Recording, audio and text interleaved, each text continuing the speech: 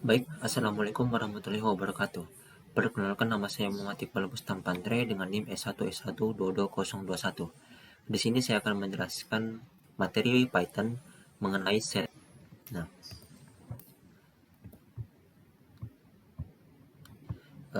mengatur. Set digunakan untuk menyimpan banyak item dalam satu variabel. Set adalah salah satu dari 4 tipe data bawaan di Python yang digunakan untuk menyimpan kumpulan data. 3 lainnya adalah list, tuple, dan juga dictionary. Semuanya dalam kualitas dan penggunaan yang berbeda. Satu set adalah koleksi yang unordered, unchangeable, dan unindexed. Nah, untuk contoh dari set itu seperti ini. Dimulai dengan nama dari setnya, terus sama dengan, terus buka kurung kurawal, dan diisi dengan item-item untuk dijadikan sebuah item di dalam setnya. Nah, itemnya itu ada apel, banana, dan juga cherry. Seperti itu. Catatan: item yang ditetapkan tidak dapat diubah, tetapi Anda dapat menghapus item dan menambahkan item baru. Himpunan ditulis dengan tanda kurung kurawal, ya seperti yang saya sebutkan tadi. Nah, contohnya seperti ini.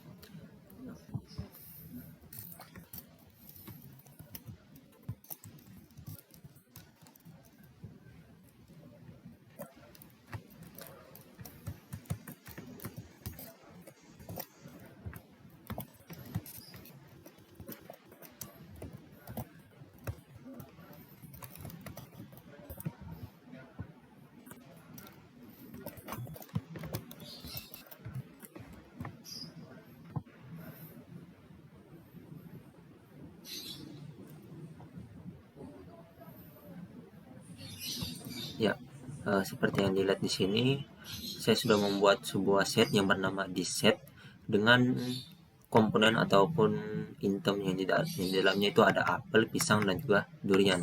Setelah saya memanggil isi dari diset itu, dimunculkan di terminal itu langsung apel, pisang, dan juga duriannya. Yang dimana itu merupakan item dari set ini.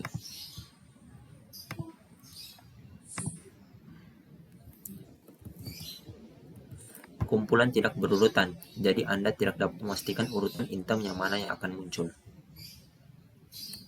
Tetapkan item. Item yang ditetapkan tidak berurutan, tidak dapat diubah, dan tidak mengizinkan nilai duplikat. Tidak dipesan. Tidak berurutan berarti item-item dalam suatu himpunan tidak memiliki urutan yang ditentukan. Item kumpulan dapat muncul dalam urutan berbeda setiap kali Anda menggunakannya. Anda tidak dapat dirujuk berdasarkan indeks atau kunci. Tidak dapat diubah. Item set tidak dapat diubah, artinya kita tidak dapat mengubah item setelah set dibuat.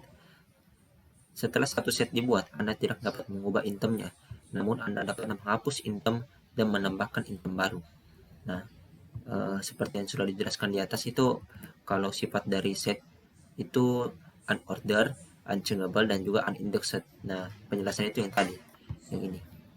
Jadi suatu set itu tidak bisa tidak bisa ini tidak berurutan, terus tidak dapat diubah, dan juga itu indeksnya itu ya seperti yang sudah dijelaskan di sini. Nah, tidak dapat dirujuk berdasarkan indeks, ya itu maksud dari unindexed. Oke, kita lanjut. Nah, duplikat tidak diizinkan. Set tidak boleh memiliki dua item dengan nilai yang sama. Contohnya seperti ini. Misalkan saya buat sebuah item lagi namanya apel. Nah, ternyata untuk apelnya itu hanya satu saja yang terprint ya, yang ada di terminalnya cuma ada satu. Padahal saya masukkan dua apel, tapi di sini sudah dijelaskan memang kalau duplikat itu tidak diizinkan. Jadi kalau ada sebuah item yang memiliki kesamaan, item yang memiliki kesamaan itu hanya satu saja yang di print, yang ada di terminal yang muncul. Gitu. Nilai true dan 1 dianggap sebagai nilai yang sama dalam kumpulan dan diperlakukan sebagai duplikat. Nah, coba kita tes. Misalkan di sini true dan di sini ada nilai 1. Nah, seperti yang sudah dijelaskan tadi, Kalau nilai true dan juga satu itu memiliki kesamaan, dianggap sama lah istilahnya. Jadinya di sini cuma dituliskan true-nya saja, tidak ada satu gitu. Nah, dan juga bisa dilihat di sini kalau urutan dari item-itemnya ini tidak sesuai dengan yang saya tulis di sini ya. Misalkan untuk yang pisangnya kan ini item yang memiliki indeksnya itu indeks 1 sebenarnya dia ini kan indeks 0, ini indeks 1. Pas di print malah jadi indeks yang paling terakhir dia. Nah, itu juga maksudnya set itu tidak terurut. Nah, seperti itu. Lanjut, begitu pula dengan false. False itu memiliki kesamaan dengan angka 0, dianggap sebagai nilai yang sama dan diperlakukan sebagai duplikat.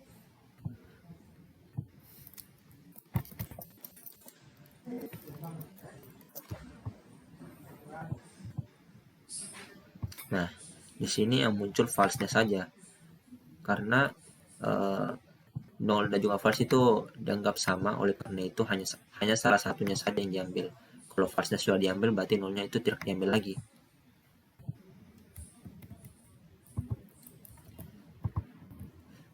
Nah, mendapatkan panjang suatu set.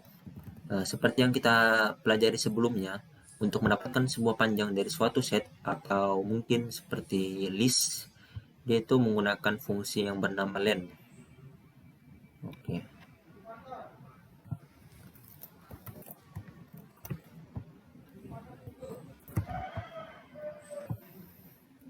Oke, di sini panjangnya dia itu 5. Kenapa bisa 5? Karena yang duplikat ini dianggap sebagai satu.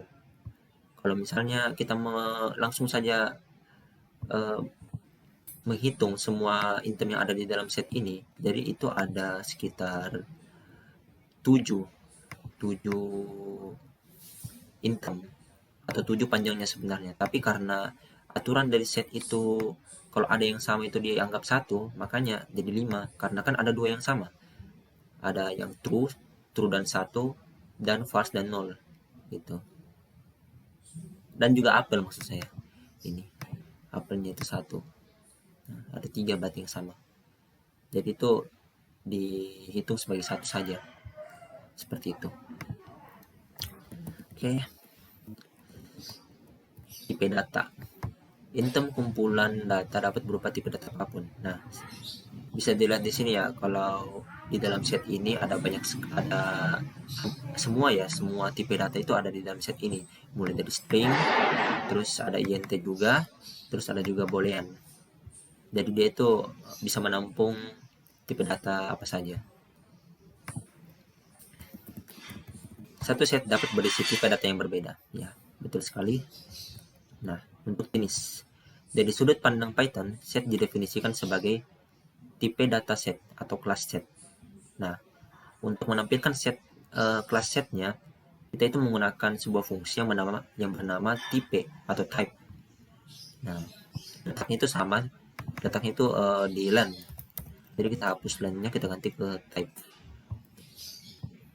Oke, muncul di sini kelas set. Oke. Nah, masuk ke set konstruktor. Dimungkinkan juga untuk menggunakan konstruktor set untuk membuat suatu set.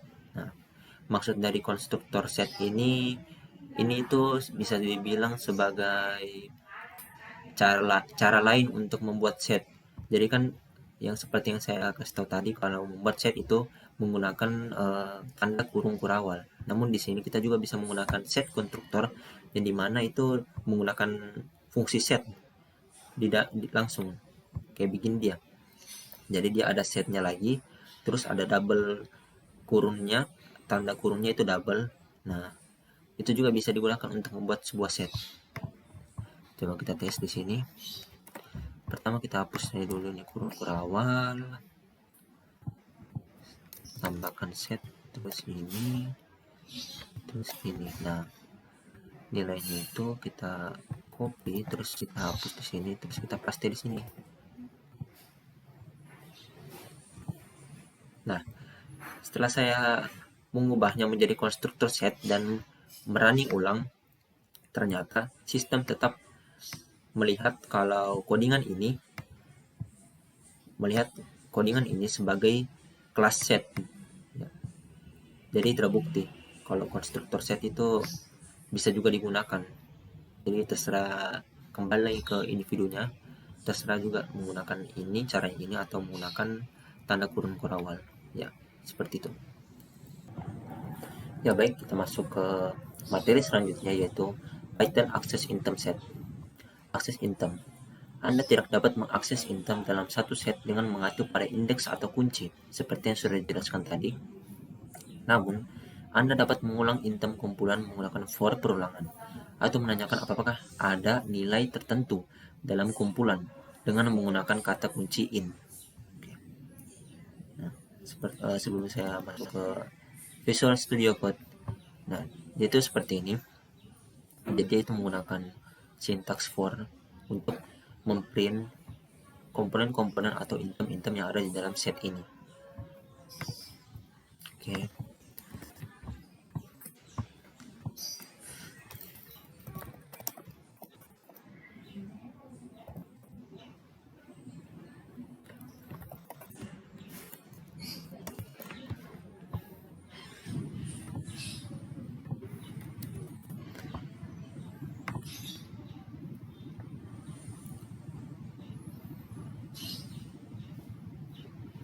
Oke. Jadi dia itu kurang lebih outputnya itu seperti ini. Jadi dia itu terulang ya, terulang terus sampai 5 kali untuk komponennya ya. Ya seperti itu. Dengan menggunakan for juga kita bisa mengakses, dengan kata lain itu kita bisa mengoutputkan item-item yang ada di dalam set ini ya, seperti itu kurang lebih. Oke, untuk contoh yang selanjutnya itu memeriksa sebuah item di dalam setnya. Oke, kita hapus dulu for-nya.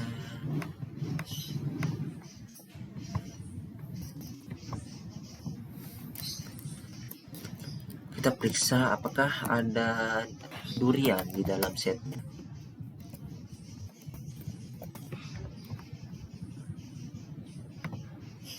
Nah, muncul sebuah output yang bernama true. Nah, seperti yang kita ketahui, true itu berarti benar. Jadi item durian, item yang bernama durian, apakah ada di dalam set yang bernama diset? Kalau misalnya muncul true, maka item itu benar-benar ada atau eksis dia di dalam sebuah set ini. Tapi jika kita menulis item yang tidak ada di dalam setnya, misalkan seperti mangga misalnya, nah, dia itu akan false. False ini berarti dia tidak benar atau tidak ada ya. Jadi mangga itu tidak ada atau tidak eksis di dalam set ini, seperti itu. Ubah item. Setelah satu set diubah, maksud saya dibuat, Anda tidak dapat mengubah itemnya, tetapi Anda dapat menambahkan item baru. Oke. Oke, kita masuk ke materi selanjutnya, yaitu Python tambahkan item set. Menambahkan item. Setelah satu set dibuat, Anda tidak dapat mengubah itemnya, tetapi Anda dapat menambahkan item baru. Untuk menambahkan satu item ke set, gunakan fungsi add metode ini. Nah, contohnya seperti ini. Ada set, terus di sini juga ada nama dari setnya itu kita gunakan fungsi add-nya untuk menambahkan item orange, terus kita print. Nanti katanya orange-nya itu akan masuk ke dalam set yang bernama di setnya. Oke, ini kita hapus saja dulu ini. Nah, setelah itu ini kita di set, terus tambahkan terus dalam kurung misalkan mangga lah. Oke. Nah, dia itu akan langsung muncul item yang bernama mangganya di dalam di setnya. Nah, ini dia. Mungkin saya running ulang saja supaya lebih jelas.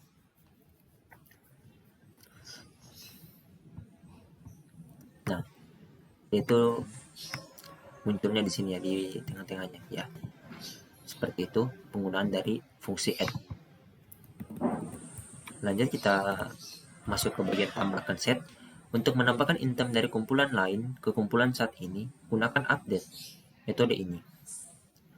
Tambahkan elemen dari tropical ke tip set. Ini dia ini menggunakan dua set yang bernama diset dan juga tropical, yang dimana disetnya itu sebagai kumpulan saat ini, kalau tropicalnya itu kumpulan lainnya, jadinya item yang ada di dalam tropical masuk ke dalam diset ya, konteksnya seperti itu. Oke, kita buat saja, kita samakan saja tropical sama nama misalkan mangga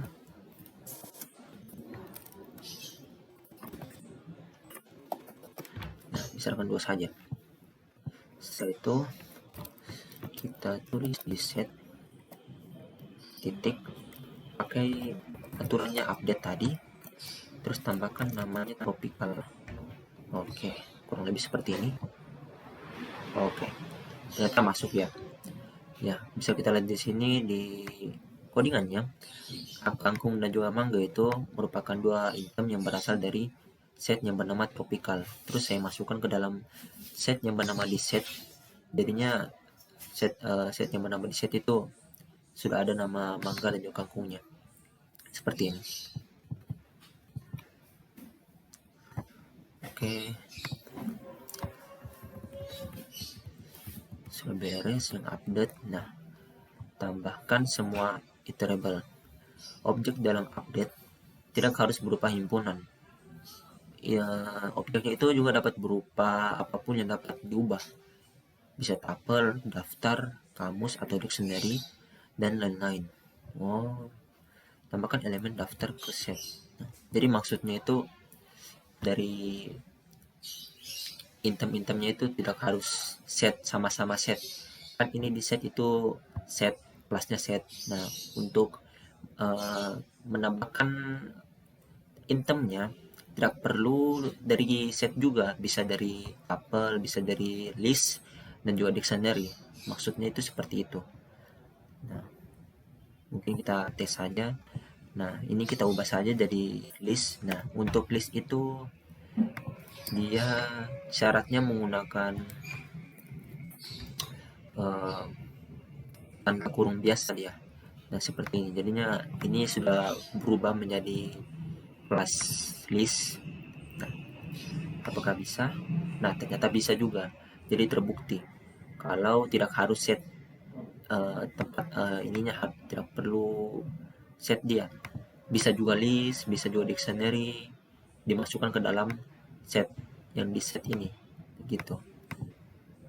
Jadi terserah gitu. Nggak harus set dia. Bagus juga. Oke, kita masuk ke materi selanjutnya, yaitu Python menghapus item yang ditetapkan. Menghapus barang atau item. Untuk menghapus item dalam satu set, gunakan fungsi remove atau discard. Oke, kita langsung saja, kita hapus saja dulu ini. Nah, tadi itu bisa menggunakan ada yang namanya remove sama yang discard. Kita coba satu-satu.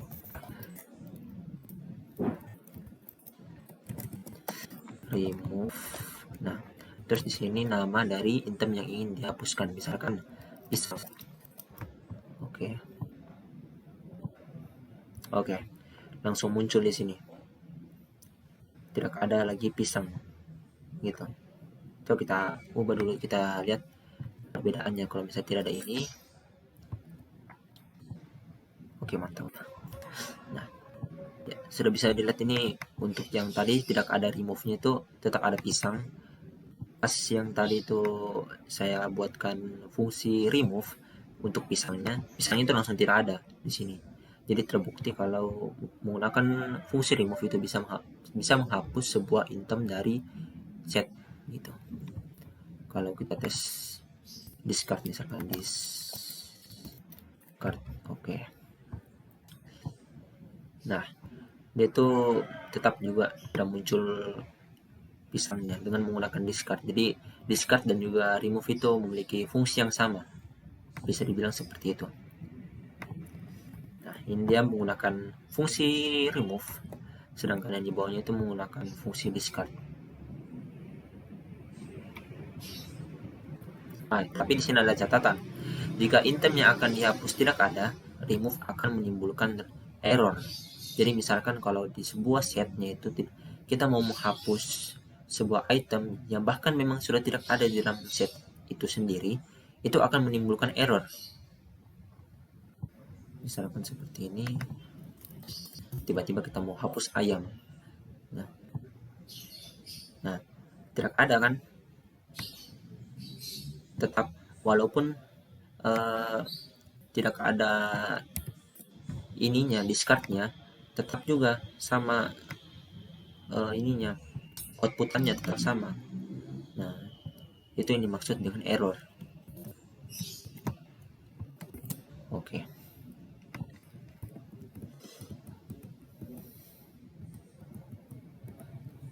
Nah, sama juga ini, jika item yang dia hapuskan tidak ada, discard akan menimbulkan kesalahan. Ya, sama seperti yang remove tadi. Anda juga dapat menggunakan fungsi pop untuk menghapus item. Tetapi metode ini akan menghapus item secara acak, sehingga Anda tidak dapat memastikan item yang apa yang dihapus. Nilai kembalian metode ini adalah item yang dihapus. Oke, mungkin kita bisa tes saja. Misalkan itu menggunakan variabel ya, misalkan x sama dengan set titik pop.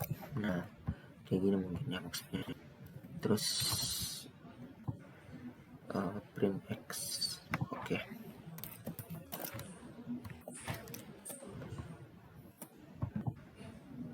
Kita hapus dulu itu, terus kita running ulang.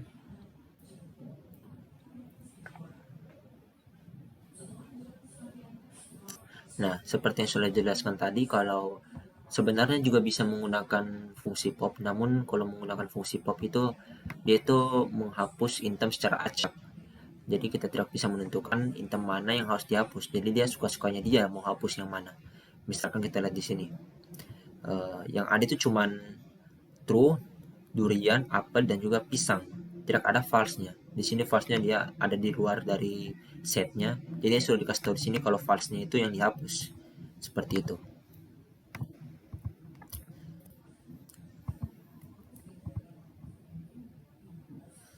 Oke.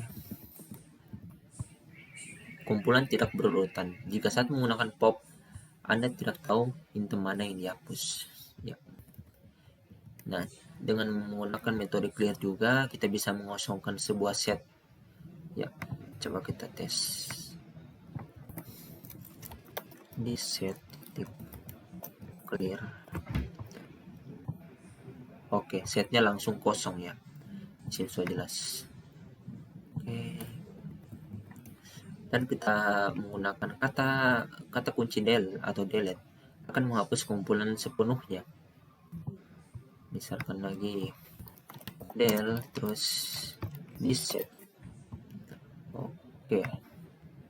Nah, betul-betul dihapus sampai muncul error. Nah, maksudnya itu seperti itu. Nah, di sini dijelaskan kalau this set itu sudah tidak terdefinisi lagi. Sudah tidak terdefinisi itu sudah berarti tidak ada di dalam codingan. Jadi sebenarnya this set ini sudah tidak ada. Tidak ada yang ininya. Nah, jadi pas kita mau print this set itu anggapannya itu sistemnya itu sudah bingung di set itu yang mana, padahal di setnya itu sudah dihapus dengan kata kunci del di sini. Jadinya muncul pesan error, di set tidak terdefinisi. Ya, seperti itu.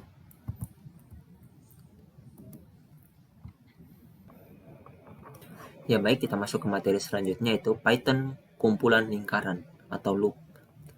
Item lingkaran atau item loop. Anda dapat mengulang item yang disetel dengan menggunakan for loop. Nah, contohnya seperti ini. Ya, sebenarnya ini sudah dijelaskan tadi kalau kita juga bisa menampilkan sebuah item-item yang ada di dalam setnya itu dengan menggunakan fungsi for atau looping.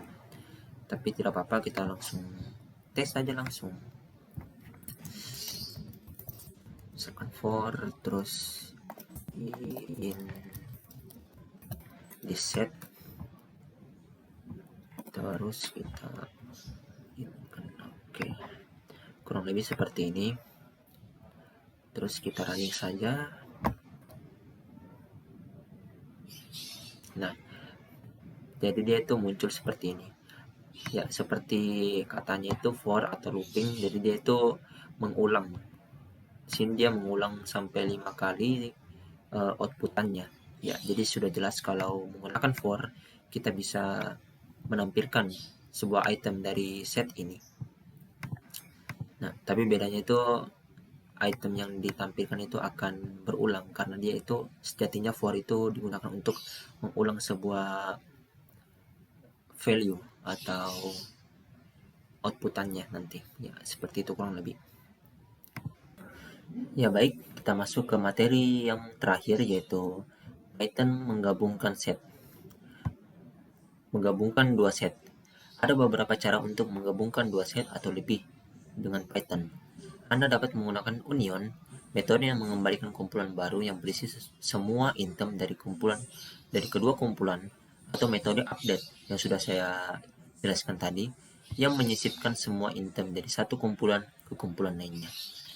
Nah, di sini contohnya itu yang pertama dengan menggunakan fungsi union, mengembalikan set baru dengan semua set dari kedua set, dari semua item maksud saya. Gitu. Jadi seperti ini. Nah, jadi dia itu misalkan ada dua set, set 1 dan set 2. Di sini ada juga set ketiga. Set ketiga itu fungsinya itu sebagai tempat untuk menampung dua item dari kumpulan dua set ini. Jadi kumpulan item dari set 1 dan kumpulan item dari set 2 masuknya itu di set 3 dengan menggunakan fungsi union. Jadi nanti di print itu set 3-nya, bukan set 1 ataupun set 2. Nah, mungkin kita bisa langsung praktekkan saja. Misalkan kita supaya lebih menggampangkan kita. Terus di sini ada, kita buat C1 mangga. Terus di sini C sebagai setnya yang terakhir. A titik union dalam kurung B. Nah, terus di sini kita print C-nya. Oke.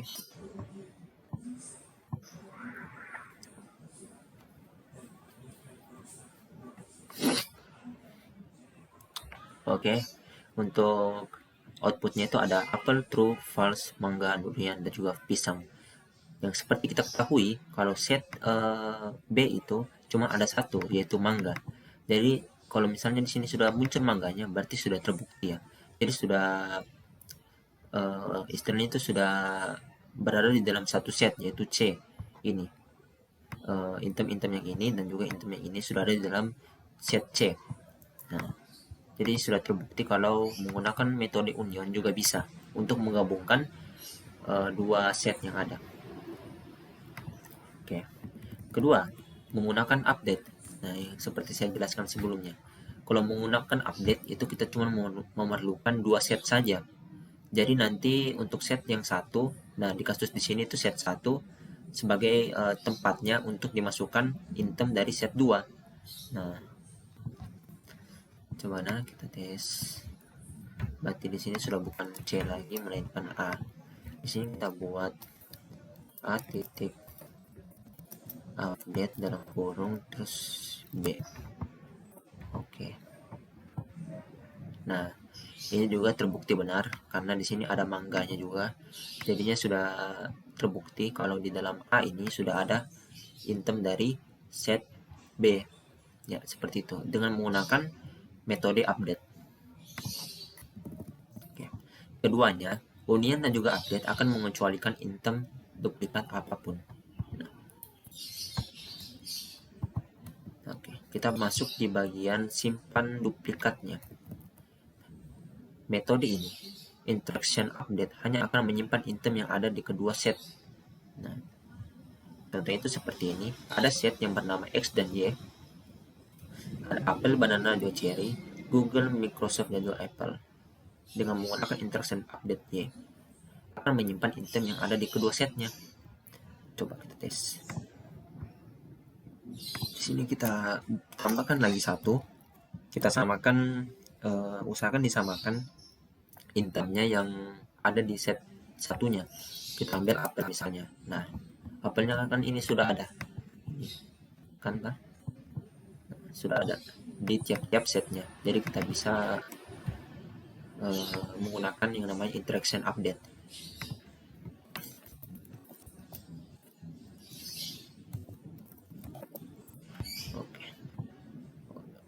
Oke, dia seperti itu. Oke, jadi dia itu ternyata interaction update itu hanya menampilkan item yang ada di kedua setnya, seperti yang sudah dijelaskan. Yang sudah dijelaskan di sini, kalau dia itu hanya akan menyimpan item yang ada di kedua set.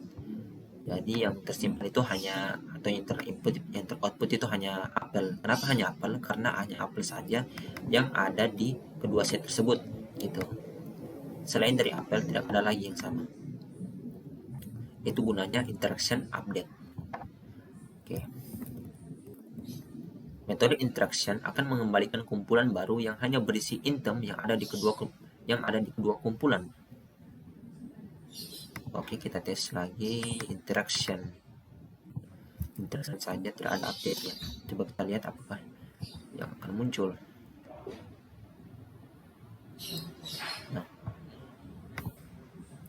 Nah, jadi dia itu yang muncul itu seperti ini. Ada false, true, durian, pisang, dan juga apel.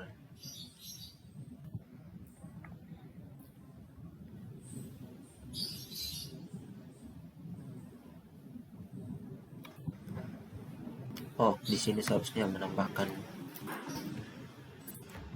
Nah, seperti ini harusnya. Maaf.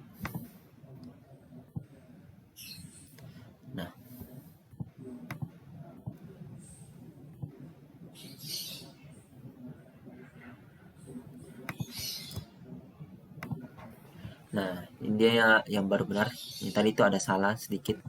Nah, yang benar itu seperti ini. Kita menggunakan tiga set ya, ada A, B, dan juga Z. Nah, hampir sama dengan yang seperti uni yang tadi, tapi ini dia fungsinya itu yang bernama interaction ya, seperti tadi. Contohnya outputnya dihasilkan itu sama, yaitu apel ya, karena apel saja yang ada di kedua set ini.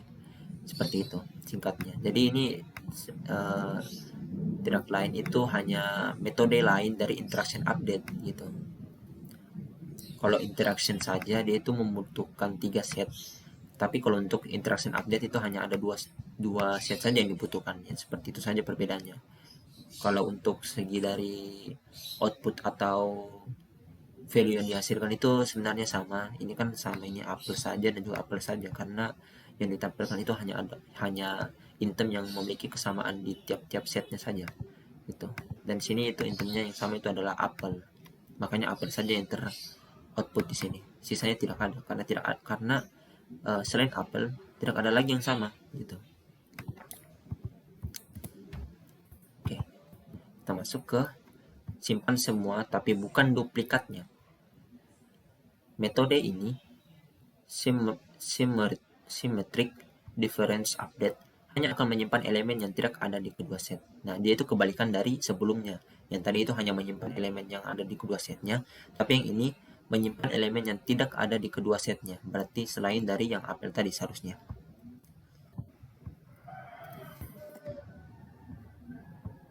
Kita hapus saja ini supaya bagus. Misalkan di sini dia itu menggunakan A. Itu A titik symmetric diff update terus kolom B. Oke, bagus.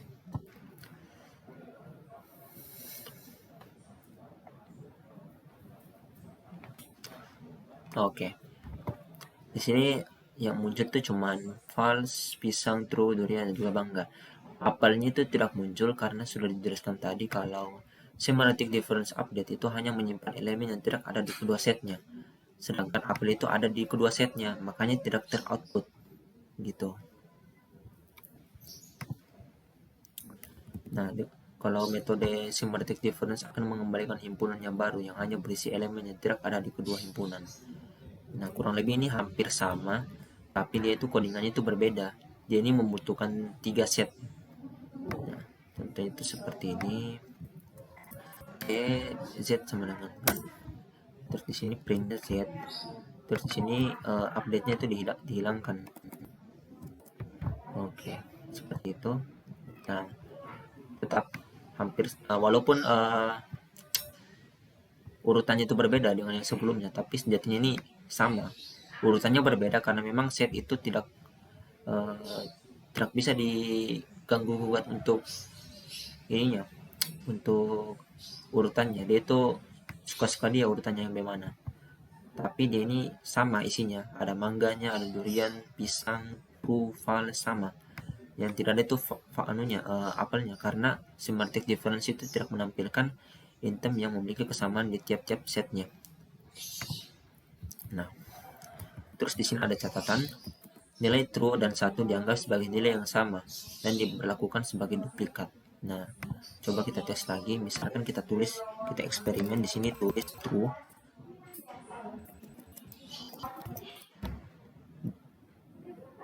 Nah, di sini kan sudah ada true atau 1. Kita lihat. Nah, ternyata tidak muncul true-nya ataupun 1 di sininya. Karena ya sama semantic difference itu tidak menampilkan item yang memiliki kesamaan di tiap-tiap setnya, seperti itu. Oke, ini ya ternyata. Nah, di sini ada 1, di sini true, tapi sejatinya ini tidak akan teroutput true-nya ataupun 1, karena 1 dan true itu dianggap dua komponen atau dua item yang sama. Nah, diperlakukan sebagai duplikat. Nah, seperti itu. Ya, mungkin itu saja dari saya. Jika ada kesalahan dalam perkataan mohon dimaafkan. Wabillahi taufiq wal hidayah. Wassalamualaikum warahmatullahi wabarakatuh.